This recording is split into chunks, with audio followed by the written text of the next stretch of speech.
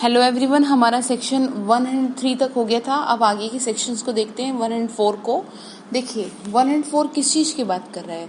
104 में बात की गई है, यानी धारा 104 में ये बात की गई है कि अगर आप कोर्ट में कोई एविडेंस दे रहे हैं, ठीक है, और उस एविडेंस को एडमिसिबल आप करवाना चाहते हैं, ठीक है, यानी कि उस एविडेंस को एडमिसिबल कराने के लिए जो भी फैक्ट हैं, कि कोई भी जो एविडेंस है वो किसी फैक्ट के बिहाफ पे तो होगा ना, तो उन फैक्ट को प्रूव किया जाना है अगर, ठीक है, तो उन फैक्ट को जब प्रूव किया जाना है तो बर्डन ऑफ प्रूफ किस पे होगा, ठीक है।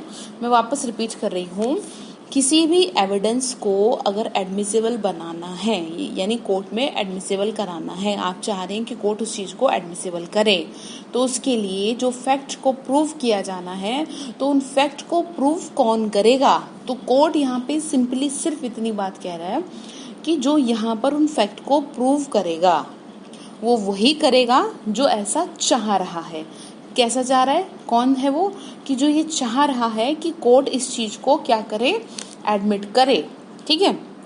तो यहाँ पर उन फैक्ट को प्रूव करने का जो भार है, यानी जो बर्डन ऑफ प्रूफ है, वो उस पर्सन पर ही होगा जो कि ऐसे एविडेंस को देना चाह रहा है, ठीक है, जो कि ऐसे एविडेंस को कोर्ट में लाना चाह रहा है कि उन एविडेंस के बिहाफ पे कोर्ट उस चीज को एडमिसिबल करे। तो जो एविडेंस देना चाह रहा है, पेश करना चाह रहा है कोर्ट में, प्रोड्यूस करना चाह रहा है कोर्ट में, यानी कि वो ये चाह रहा है कि वो एडमिट हो जाए, उनको एडमिट करवाना चाह रहा है, तो कोर्ट ये कहता है कि बर्डन ऑफ प्रूफ आप पर ही है उन फैक्ट्स को साबित करने का। Is it clear.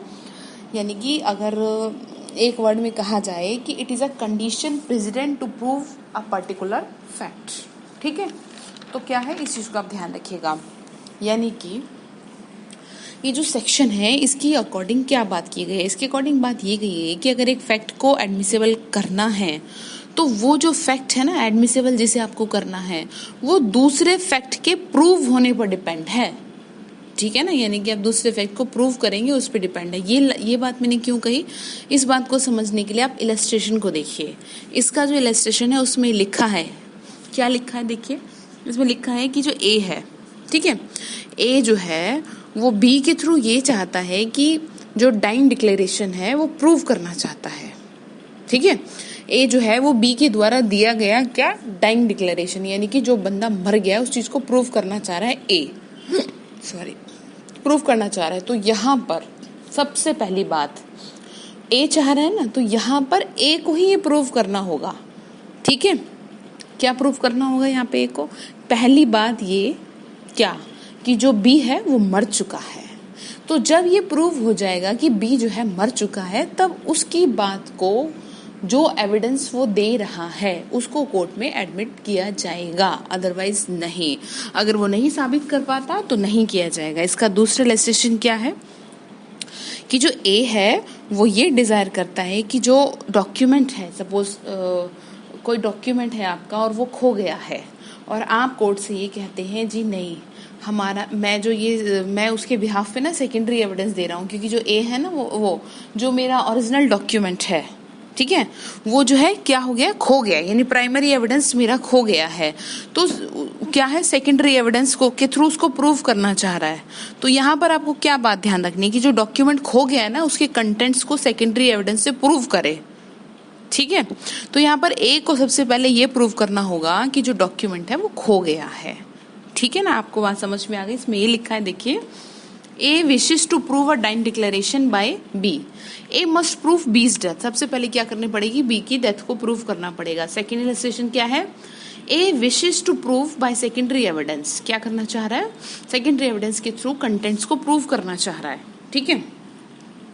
तो क्या करना होगा फिर उसे, तो कहा कि the document of a lost document, A must prove the document has been lost. सबसे पहले ये प्रूव करो कि जो आपका जो है डॉक्यूमेंट है वो क्या हो गया, खो गया है, ठीक है। बेरे की लैंग्वेज को देख लेते हैं। 1 and 4 में ये लिखा है, burden of proving fact to be prove to make evidence admissible, यानी कि साक्ष्य को ग्राह्य बनाने के लिए जो तथ्य साबित करना होगा उसका भार किस पर होगा। तो मैंने आपको बता दिया, जो ऐसा एविडेंस ला रहा है उसी पर होगा। The burden of proving any fact necessary to be proved in order to enable any person to give evidence of any other fact is on the person who wishes to give such evidence. Is that clear, ठीक है। अब देखिए अब 105 किस चीज़ की बात कर रहा है? 105 को समझने के लिए आप सबसे पहले एक बात को समझ लीजिए। आपने आईपीसी तो पढ़ी होगी। आईपीसी में सेक्शन 76 टू 105 तक जनरल एक्सेप्शंस की बात की गई है, ठीक है। जनरल एक्सेप्शन यानी कि हिंदी में बोलूं तो साधारण अपवाद। तो जो साधारण अपवाद की इसमें बात की गई है उसको हम बाद में देखेंगे। सबसे पहले आप एक जनरल सी बात समझ लीजिए कि जो धारा 105 आपको समझाना चाह रहा है वो ये समझाना चाह रहा है कि अगर किसी व्यक्ति ने कोई क्राइम किया है और वो जनरल एक्सेप्शंस में आता है या वो स्पेशल एक्सेप्शंस में आता है इन एनी अदर लॉ, तो कोर्ट यहाँ पर ये कहता है कि जी आप ही जिस जो ये कह रहा है कि जी मैंने ऐसा इस जनरल एक्सेप्शंस के तहत किया, मुझे इस चीज़ का कोई वो नहीं था, मतलब मैंने जानबूझ के नहीं किया। सपोज मैंने प्राइवेट डिफेंस में किया, ठीक है, मैंने अपने आप को बचाने के लिए ऐसा काम किया, फलाने को मारा और वॉटेवर, तो यहाँ पे कोर्ट ये कह रहा है कि जी आप ये कह रहे हैं जी मैंने जनरल एक्सेप्शन में किया या मैंने स्पेशल एक्सेप्शंस के तहत किया, तो ये बात आप ही के ऊपर जाएगी कि आप इस बात को साबित कीजिए कि आपने जनरल एक्सेप्शन में किया है या फिर आपने किसी any other law special exceptions के तहत किया है। ये आप ही के ऊपर डिपेंड है, आप उस चीज़ को साबित कर दीजिए, ठीक है।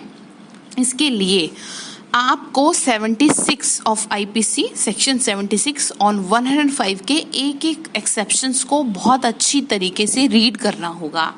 और जब आप जनरल एक्सेप्शन आईपीसी में पढ़ेंगे तो सेक्शन 105 ऑफ इंडियन एविडेंस को साथ में पढ़ेंगे, तो आपको कोई भी दिक्कत नहीं होगी। ये दोनों को मतलब ये जो दो चीजें इसमें बता रखी हैं इनको साथ साथ लेके चलिएगा, एक्सेप्शंस को भी, क्योंकि इस सेक्शन में बात एक्सेप्शंस की ही की गई है, ठीक है ना।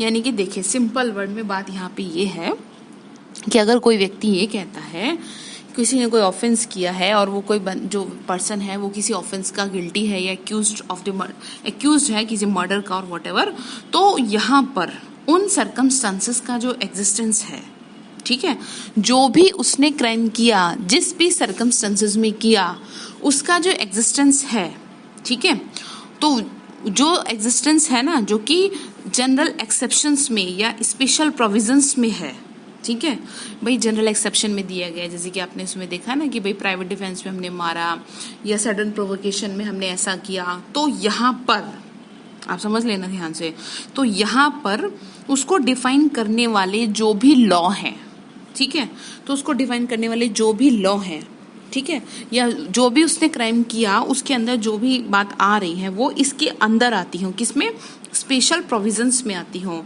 तो उन सर्कमस्टांसेस के एग्जिस्टेंस को साबित करने का भार एक्यूज्ड पर ही होगा, जो ये कहता है जी साहब मैंने ये काम इस वजह से किया, नहीं तो मैं इसको मारता नहीं। तो कोर्ट यहाँ पर ये कह रहा है सिंपली कि जी भाई आप ये कह रहे हो जी आपने इसलिए किया, तो आप काम करो, साबित कर दो, ठीक है। अब इतनी बात क्लियर। और कोर्ट क्या है, कोर्ट उन सर्कमस्टांसेस की क्या करेगी, कोर्ट उन सर्कमस्टांसेस के एब्सेंस में, ठीक है, ये प्रिज्यूम करेगा कि जो ऑफेंस है, ठीक है ना, कि जो ऑफेंस है वो किसने किया है, एक्यूज नहीं किया है, यानी कि जो बर्डन ऑफ प्रूफ है वो उसी के ऊपर है, ठीक है ना। ये प्रिज्यूम करेगा कि अगर कोई पर्सन किसी ऑफेंस का एक्यूज्ड है तो बर्डन ऑफ प्रूफ प्रोसिक्यूशन पे होता है वैसे तो, ठीक है, लेकिन जब प्रोसिक्यूशन पे जब तक वो प्रूव ना कर दे, तो जब तक वो प्रूव ना कर दे कि एक्यूज्ड गिल्टी है, जैसे कि हमने लास्ट सेक्शंस में पढ़ा था, तो तब तक एक्यूज्ड पर्सन को क्या माना जाता है, इनोसेंट माना जाता है, मैंने आपको बताया था। लेकिन जैसे ही प्रोसिक्यूशन ने अपना काम खत्म किया, गिल्टी को प्रूव कर दिया, तो एक्यूज्ड के जो भी एक्यूज्ड है तो उसको कोर्ट क्या प्रिज्यूम करेगा, जी इसी ने किया है, इसी ने ऑफेंस किया है और ये बंदा इस ऑफेंस का गिल्टी है। Is that clear. इस सेक्शन में आपकी यही बात की गई है, इसको बहुत अच्छी तरीके से आईपीसी के अंदर आप पढ़ेंगे। आईपीसी के अंदर जब आप इसको पढ़ेंगे तब आपको ये बहुत अच्छे से क्लियर होने वाला है। वैसे तो मैंने आपको बताई दिया इसमें, क्योंकि ये बात जब आप वो वहाँ पे दिए गए एग्जाम्पल से चीज़ों को समझ के करेंगे तो और अच्छे से होती है। अब इसमें कुछ इलस्ट्रेशन है, ठीक है, इलस्ट्रेशन को भी देख लेते हैं। देखिए पहले बेरे की लैंग्वेज को पढ़ लेते हैं। सेक्शन 105 में लिखा है burden of proving that the case of accused comes with in exceptions. यह साबित करने का भार कि अभियुक्त का मामला अपवादों के अंतर्गत आता है। ठीक है, किस पर है? when a person is accused of any offense, the burden of proving the existence of circumstances bringing the case within any of the general exceptions. Is that clear? In the IPC 45 to 86 और with in any special exceptions underline कर लें, अगर आप Barack लेके बैठे तो आपको याद रहेगा। और प्रोविजो, और या फिर वो प्रोविजो में आता है content in any other part और any other part of the same code. ठीक है, देखो तीन बातें कही, जनरल एक्सेप्शन, स्पेशल एक्सेप्शन और प्रोविजो। ठीक है, और in any law defining the offence, किसी और लॉ में डिफाइन किया गया है वो एक्सेप्शंस, इज अपॉन हिम, किस पर है? एक्यूज्ड पर। And the court shell presume the absence of such circumstances. ठीक है, कोर्ट क्या है? तो कोर्ट जो है उन सर्कमस्टांसेस के एब्सेंस की अवधारणा करेगा। ठीक है, कोर्ट क्या करेगा? उन सर्कमस्टांसेस के एब्सेंस की उपधारणा करेगा इस चीज के लिए। ठीक है, अब देखिए इलस्ट्रेशन में क्या लिखा हुआ है। इलस्ट्रेशन में आपके एक सेकेंड,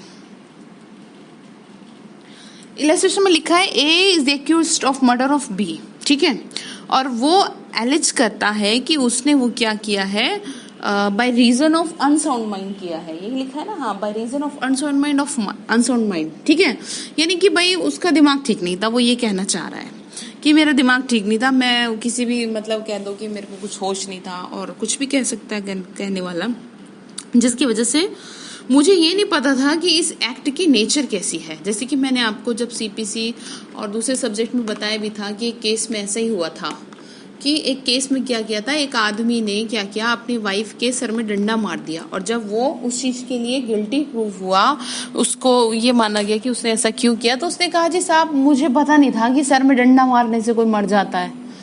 तो यहाँ पे तो वो क्या है, अनसाउंड माइंड नहीं था ना।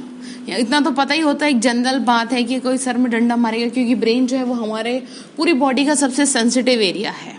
ठीक है, बहुत ही ज्यादा नाजुक है, तो इस बात को तो वो जानता, तो यहाँ पे उस चीज को क्या है, डिफेंस नहीं मिला।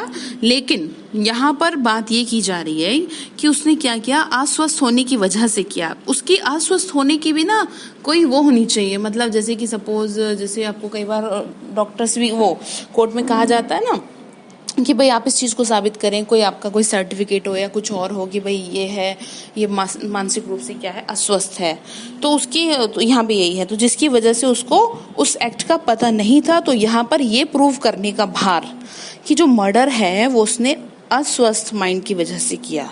ठीक है, तो जिस टाइम पर उसने मर्डर किया तो वो क्या था, अनसाउंड माइंड था। तो ये जो बर्डन ऑफ प्रूफ है ये उसी पर होगा, तो इस बात को आप ध्यान रखिएगा। ठीक है, तो बाकी की जो चीजें इसमें रहती है वो मैं दूसरी क्लास में कवर करती हूँ। Thank you so much.